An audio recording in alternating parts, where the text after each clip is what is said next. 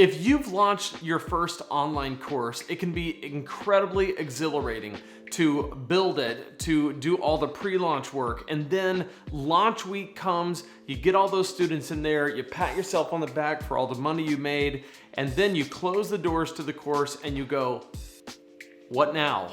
Like, what do I do now?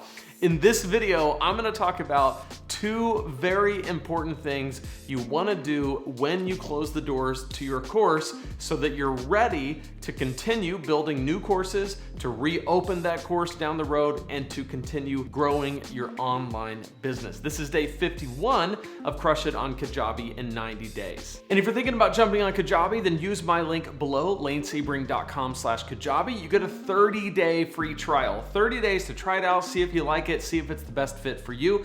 You're also gonna get a 45-minute Zoom call with me. We'll talk about your business, talk about Kajabi, and how to get the best possible start on the platform.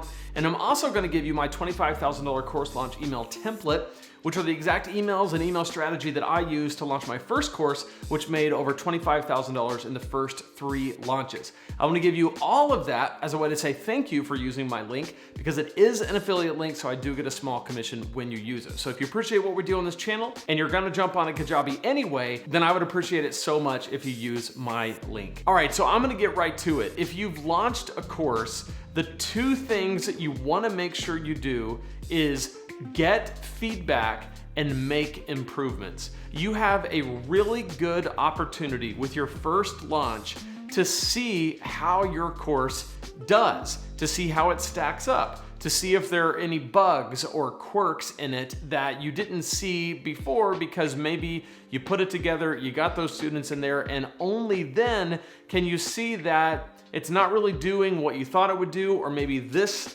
lesson that you really thought would be effective, they don't quite understand where you're coming from with it, or maybe the order in which things are going isn't working, or maybe the wrong worksheet is attached to the wrong lesson.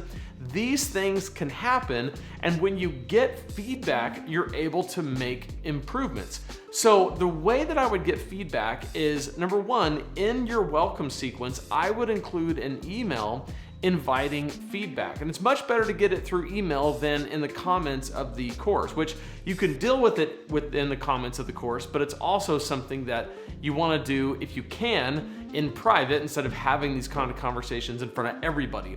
So the beauty of the email sequence is you can say, hey, is there anything in the course that you would like for me to improve? Or do you have any feedback? You can do that in an email. You can also send out a survey. Maybe 2 or 3 weeks after you close the doors to the course, you send out a simple survey with a few questions asking, how is it going for you? What would you like to see different? How far along are you in the course? Things like that. So you can get feedback. You can also track people's progress on Kajabi. Just go to that person and look at the purchases that they've made, and you can see what they've watched and how far they've watched and what they've downloaded, and you can see whether or not people are actually using the course. From all of this feedback and data, you want to make improvements. The improvements might be slight or they might be major, but the beauty is that course is closed. It is not for sale at this very moment.